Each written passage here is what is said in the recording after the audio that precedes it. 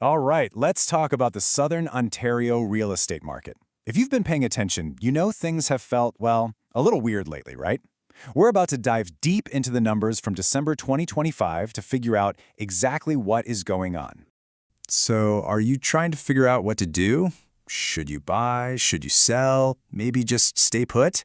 Yeah, it can feel pretty confusing out there, but don't worry, you've come to the right place.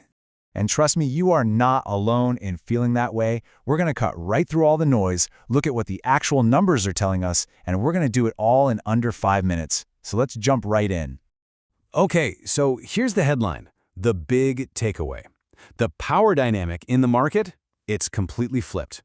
We are officially in a buyer's market now for a huge chunk of the region. So what does that even mean, buyer's market? It's really just basic supply and demand, right?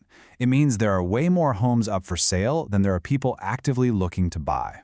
And for those buyers, well, that means you get more choice, you get more time to think, and this is the big one, you get a ton more power when it's time to negotiate. And look, this isn't just a gut feeling or a vibe shift, it is all right there in the hard numbers. Let's take a look. Okay, first up, 42%. What's that? It's the sales to new listings ratio. Think of it like a market thermometer, and at 42%, we are right on the line, officially tipping into buyer's market territory. It's a huge sign that things have cooled way, way down. Next, look at this, minus 9.5%.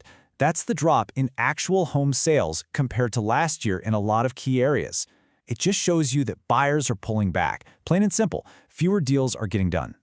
So at the same time sales are dropping, the number of homes for sale is shooting up. We're talking a 17% jump in new listings in some places. You see the pattern here? More homes, fewer buyers. That means a lot less competition for every single house. So what's the result of all this? Homes are just sitting there for a lot longer. We're talking an average of 39 to 50 days on the market now. So if you're a seller, you've got to be patient. And if you're a buyer, well, you can finally breathe. That crazy pressure to make a decision in 5 minutes, it's gone. But here's a really important point. This isn't the same story everywhere. Your experience is going to be totally different depending on what city you're in. So let's do a quick tour. Okay, check out Hamilton, Burlington. In Burlington, sales have absolutely plummeted, down a crazy 39%, while the number of homes for sale is up 17%.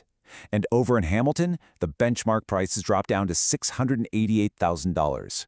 This is what a buyer's market looks like right here. And it's a very similar picture over in the Waterloo region.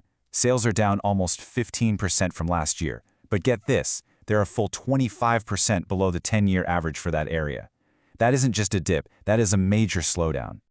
So if you're a buyer, what does this actually mean for you? Well, it kind of points to two different strategies. If you're hunting for the best deal, for the biggest price drop, the numbers are screaming Hamilton. But if what you really want is a ton of options to choose from, then you should be looking at Waterloo and Durham, because that's where the inventory has just exploded. All right, but it's not just about the city. It's also about the type of home you're after. That makes a huge difference right now. This chart from Waterloo tells the story perfectly. Just look at the condos. Bam! They've taken the biggest hit, with prices down over 6%. Detached homes are feeling it too, down over 4%. But then you look at townhomes and semi-detached, they're holding on much tighter with the smallest price drops. It really seems like they're the sweet spot in the market at the moment. Okay, so we've seen the what and the where. Now for the most important question, why? What's actually causing this whole shift? It really comes down to three big things. Number one, and this is the big kahuna, mortgage rates. They're high and they're putting a hard cap on what people can actually afford. Number two is that flood of supply we keep talking about. It's given all the power back to the buyers. And then there's this really interesting push and pull. We have steady immigration creating demand, but crazy high prices are pushing those same buyers further and further out. So we've looked at all the numbers, the different regions, the reasons why. Let's bring it all home. What does this mean for you? Which of course leads to the one question you're probably asking yourself right now. Is this a good time to make a move? Well, the answer really depends on which side of the table you're on. If you're a buyer, it's a pretty clear yes. I mean, you've got more options, more time to decide, and more negotiating power than you've had in a long, long time. Now, if you're a seller, the answer is more like yes, but. You can definitely still sell, but your strategy has to be perfect. You need to price it right from the get-go, or you better be prepared to sit and wait. So here's the bottom line. There's a whole bunch of latent demand out there. Basically, buyers just waiting for the right moment to jump in. That makes this a fantastic time to be a buyer, especially in places like Hamilton and Waterloo. And for sellers, it's a time for strategy, for pricing your home with surgical precision. And that really leaves us with the one big question as we look ahead. Is all that pent-up demand about to come rushing back into the market? Or is everyone going to keep playing it safe? We'll have to wait and see.